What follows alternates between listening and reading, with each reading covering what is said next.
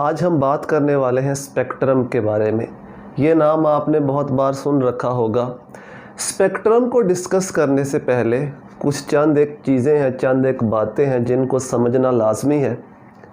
Energy जब भी travel करती है, एक जगह से दूसरी जगह एनर्जी जाती है तो वो हमेशा ट्रैवल करती है इलेक्ट्रोमैग्नेटिक रेडिएशंस की फॉर्म में या रेडिएशंस की फॉर्म में ट्रैवल करती है।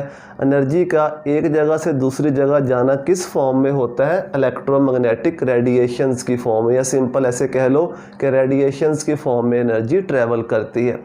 तो जब भी इलेक्ट्रोमैग्नेटिक रेडिएशंस का नाम आए आपके जहन में फ़ौरन आ जाना चाहिए कि हम एनर्जी की बात कर रहे हैं, एनर्जी के ट्रैवल की बात कर रहे हैं। तो इलेक्ट्रोमैग्नेटिक रेडिएशन सिंपली क्या है? ये एनर्जी है। एनर्जी जब एक जगह से दूसरी जगह ट्रांसफ़र होती है, जाती है, तो वो इन रेडिएशंस की फॉर्म में जाती है जिनको हम इलेक्ट्रोमैग्नेटिक रेडिएशंस कहते हैं। अब ये इलेक्ट्रोमैग्नेटिक रेडिएशंस हमारे इर्द गिर्द बहुत से मौजूद हैं। जिस तरह हमारे इर्द गिर्द बहुत सी रेडियो वेव्स मौजूद हैं, माइक्रोवेव्स मौजूद हैं, इंफ्रारेड रेज मौजूद हैं, लेकिन ये हमें नज़र नहीं आती क्योंकि हमारी आंख में वो सेंसर नहीं है जो इन रेज़ को देख सके, इनको सेंस कर सके। जो भी बॉडी थर्मल एनर्जी रखती है, जो भी बॉडी थर्मल एनर्जी रखती है वो रेडिएशंस को एमिट करती है। हमारी ज़मीन पर जो रेडिएशंस एमिट होती हैं सबसे ज़्यादा वो ये वाली रेडिएशंस हैं जिनको हम इंफ्रारेड रेडिएशंस कहते हैं। हमारे इर्द गिर्द ढेरों सारी इंफ्रारेड रेडिएशंस मौजूद हैं लेकिन हमें नज़र नहीं आती क्योंकि हमारी आंख में वो सेंसर मौजूद नहीं है। हमारी बॉडी इंफ्रारेड रेडिएशंस को एमिट करती है। हमारी जो ज़मीन है ये भी इंफ्रारेड रेडिएशंस को एमिट करती है। जो भी बॉडी थर्मल एनर्जी रखती है वो रेडिएशंस को एमिट करती है। फॉर एग्ज़ाम्पल हमारी बॉडी का टेम्परेचर 37 सेल्सियस है, जो सराउंडिंग है उसका टेम्परेचर है 20 सेल्सियस।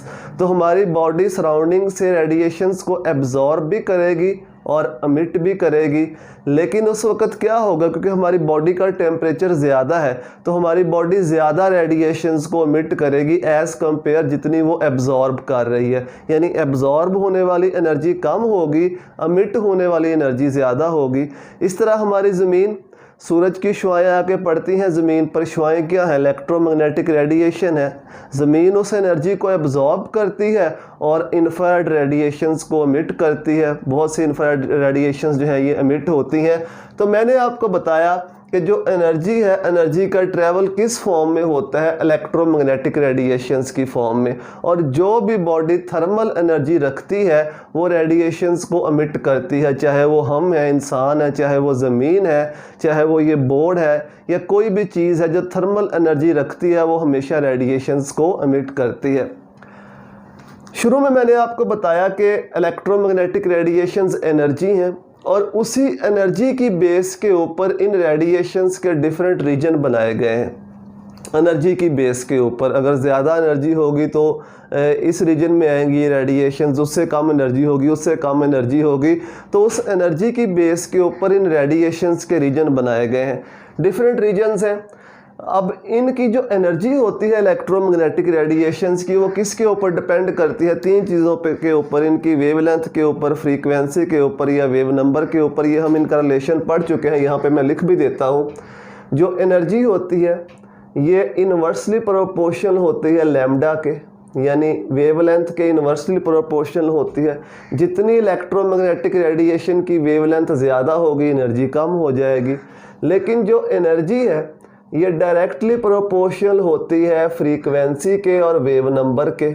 जितनी फ्रीक्वेंसी या वेव नंबर ज़्यादा होगा उतनी इन इलेक्ट्रोमैग्नेटिक रेडिएशन की एनर्जी भी ज़्यादा होगी। तो ये मैंने डिफरेंट रीजन्स लिखे हुए हैं इलेक्ट्रोमैग्नेटिक रेडिएशन के, और इनकी जो वेवलेंथ है वो मैंने लिखी हुई है nm, नैनोमीटर के अंदर इनकी वेवलेंथ लिखी हुई है। तो इसका मतलब है कि अगर वेवलेंथ ज़्यादा है किसी रेडिएशन की तो उसकी जो एनर्जी होगी वो उतनी कम होगी। रेडियो वेव्स, अगर रेडिएशंस की जो वेवलेंथ है वो 10⁻⁹ से लेकर 10⁻⁷ के दरमियान हो तो उनको हम रेडियो वेव्स कहते हैं कि ये रेडियो वेव्स हैं। 10⁻⁷ से लेकर 10⁵ तक अगर आए तो उसको हम कहते हैं ये माइक्रोवेव्स हैं। 10⁵ से लेकर 800 नैनोमीटर तक इंफ्रारेड रेस का रीजन है। ये बहुत बड़ा रीजन होता है। इसको मज़ीद 3 हिस्सों में डिवाइड किया गया है। एक नियर रेड होता है, एक मिडल रेड होता है, एक फार रेड होता है। क्योंकि रीजन बहुत बड़ा है तो इसको भी 3 हिस्सों में डिवाइड किया गया है। फिर आता है विजिबल रीजन। अगर रेडिएशंस की जो वेवलेंथ है वो 800 nm से लेकर 400 nm के दरमियान हो तो वो सारी विजिबल रीजन में फॉल करती हैं। अल्ट्रा वायलेट रीजन 400 से लेकर 10 nm तक, एक्स रेज 10 से लेकर 0.1 nm तक और 0.1 से लेकर 0.001 nm तक गामा रेज। इस तरफ को वेवलेंथ कम हो रही है। अगर आप नोट करो, इस तरफ को वेवलेंथ कम हो रही है, इसका मतलब एनर्जी इस तरफ को बढ़ रही है। सबसे कम एनर्जी रेडियो वेव्स की, फिर माइक्रो, फिर इंफ्रारेड, फिर विजिबल रीजन, फिर अल्ट्रा वायलेट, फिर एक्स रेज और सबसे ज़्यादा एनर्जी किनकी होती है? Gamma rays. आप इस वेवलेंथ को कन्वर्ट भी कर सकते हो फ्रीक्वेंसी में। फ्रीक्वेंसी में कन्वर्ट करने का फार्मूला क्या होता है?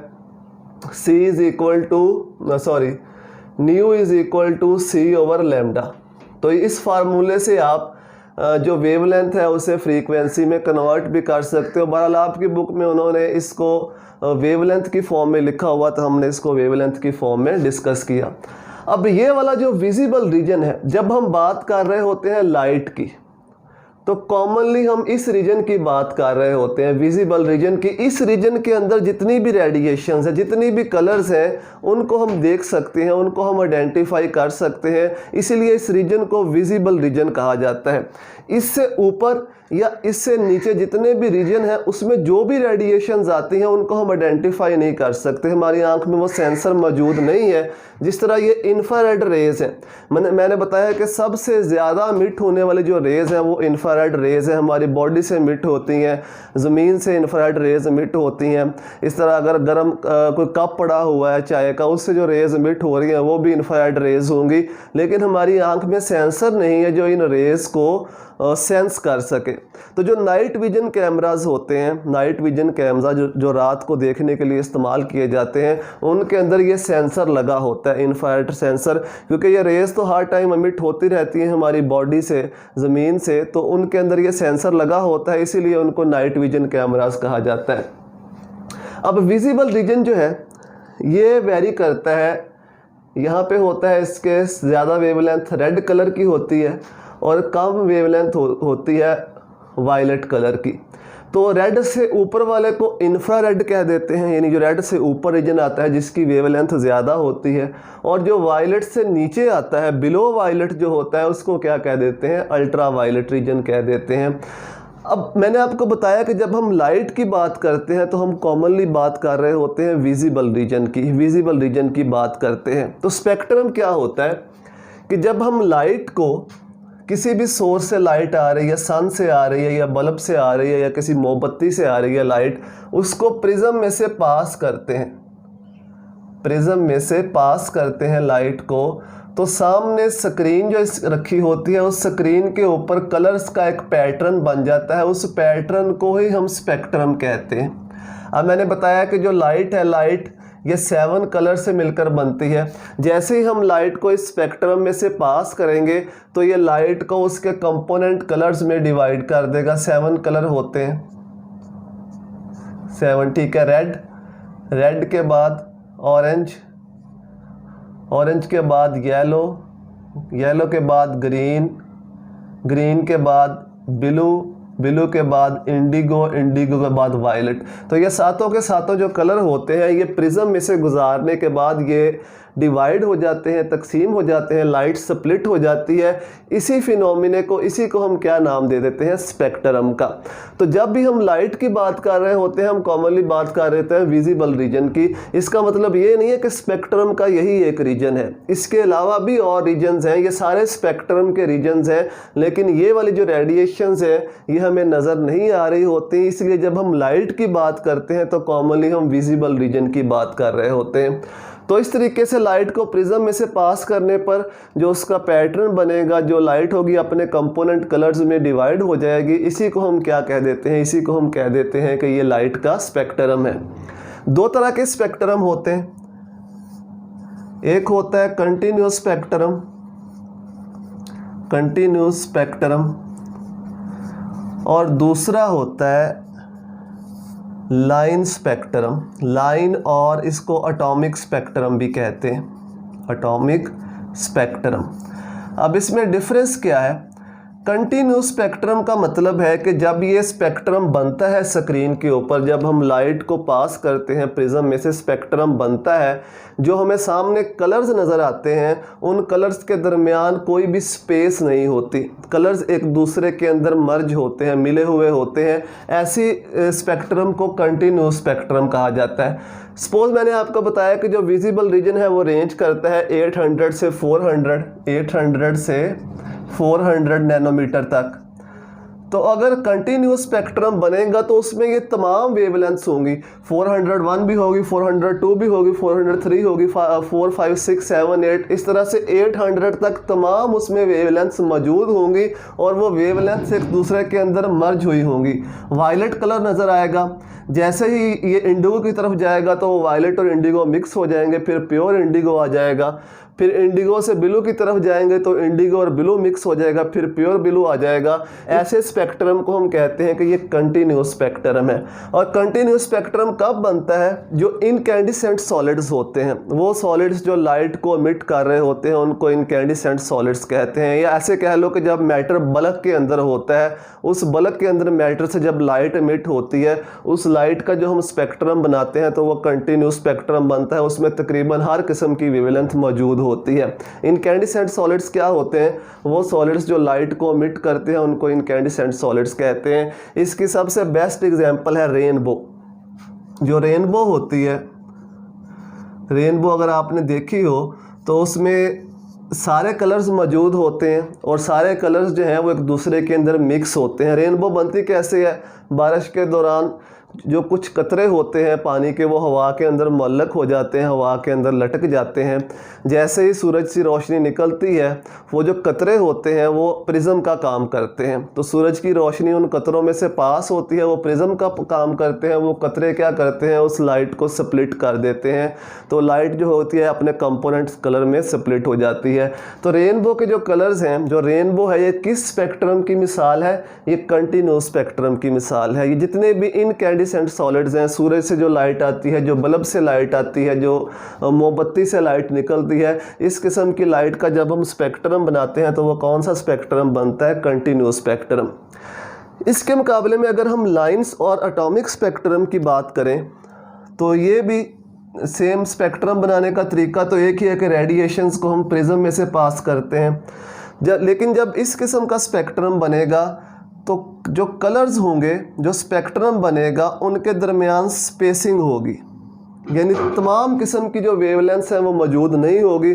सपोज अगर ये वेवलेंथ मौजूद है 400 नैनोमीटर वाली, 400 से लेकर 410 नैनोमीटर तक वेवलेंथ मौजूद है, उसके आगे गायब है। फिर 600 नैनोमीटर वाली वेवलेंथ मौजूद है, फिर गायब है। फिर 800 नैनोमीटर वाली वेवलेंथ मौजूद है, फिर गायब है। तो जो जो वेवलेंथ मौजूद होंगी उनकी जगह पे वो लाइन बन जाएगी, वो लाइन हमें नज़र आएगी और दरमियान में स्पेसिंग होगी। इस किस्म के स्पेक्ट्रम को क्या कहा जाता है? लाइन स्पेक्ट्रम और एटॉमिक स्पेक्ट्रम।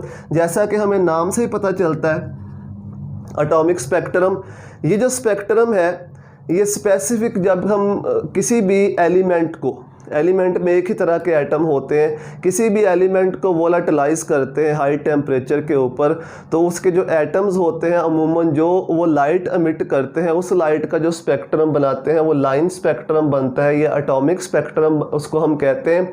ये यूजली एटम का फिनोमिना होता है, यानी एक ही तरह के अगर एटम हो, वो एटम लाइट एमिट कर रहे हो तो उससे जो स्पेक्ट्रम बनेगा वो अमूमन एटॉमिक स्पेक्ट्रम या लाइन स्पेक्ट्रम बनेगा। फॉर एग्जांपल अगर हम सोडियम एटम, सोडियम से निकलने वाली लाइट का स्पेक्ट्रम बनाएं तो लाइट को प्रिज्म में से पास करेंगे।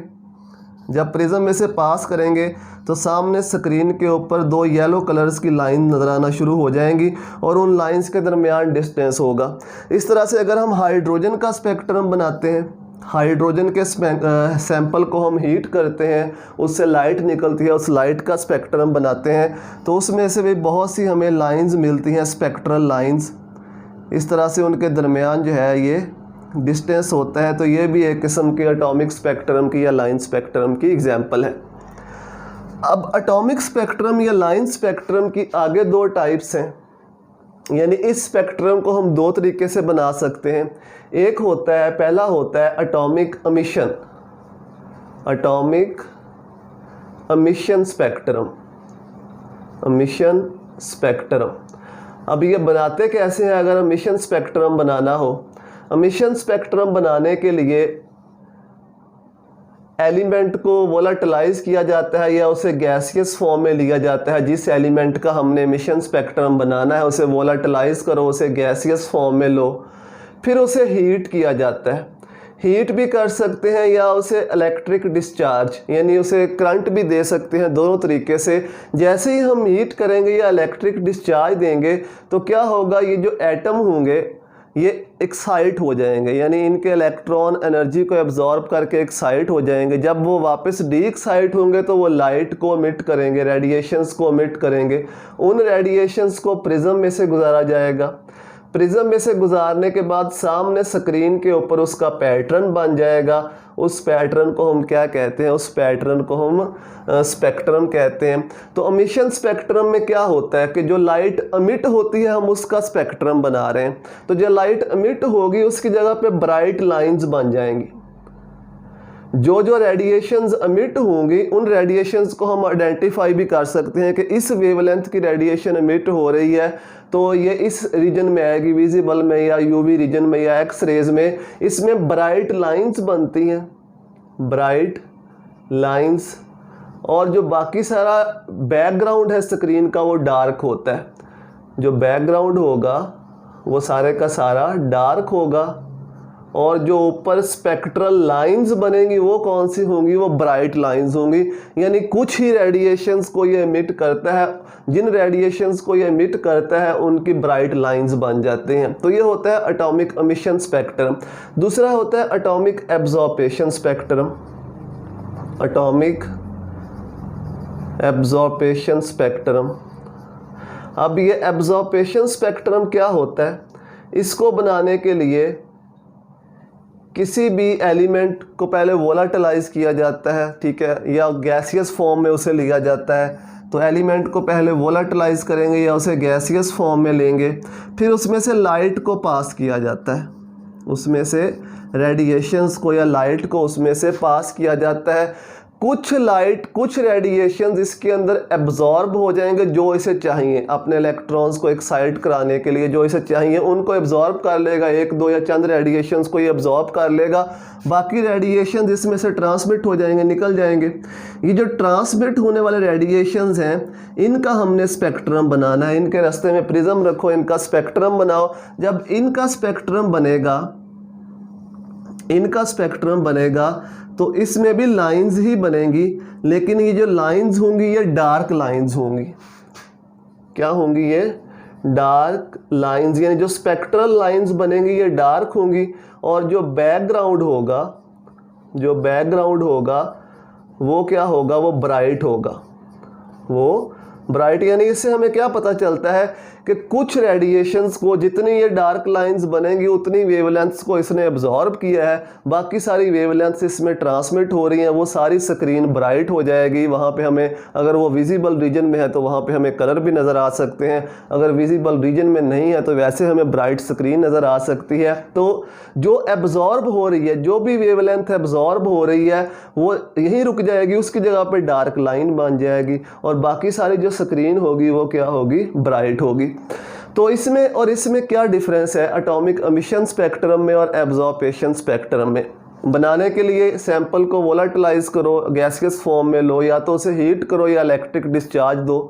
लाइट एमिट करेगा, वो जो लाइट एमिट करेगा उसका स्पेक्ट्रम बनाओ। स्पेक्ट्रम की ब्राइट लाइंस होंगी और जो बाकी सारी स्क्रीन होगी वो बैकग्राउंड क्या होगा? डार्क। एब्जॉर्प्शन स्पेक्ट्रम कैसे बनाते हैं? सैंपल को वोलाटिलाइज करना है या गैसियस फॉर्म में उसमें से लाइट पास करनी है। कुछ लाइट, कुछ रेडिएशंस, कुछ वेवलेंथ्स एब्जॉर्ब हो जाएंगी, बाकी वेवलेंथ्स ट्रांसमिट हो जाएंगी। जो वो ट्रांसमिट होने वाली वेवलेंथ है उसका स्पेक्ट्रम बनाओ, तो जो जो लाइट एब्जॉर्ब होगी, जो जो वेवलेंथ एब्जॉर्ब हुई होगी उसकी जगह पे डार्क लाइंस बन जाएंगी और बाकी सारी स्क्रीन जो होगी वो ब्राइट होगी।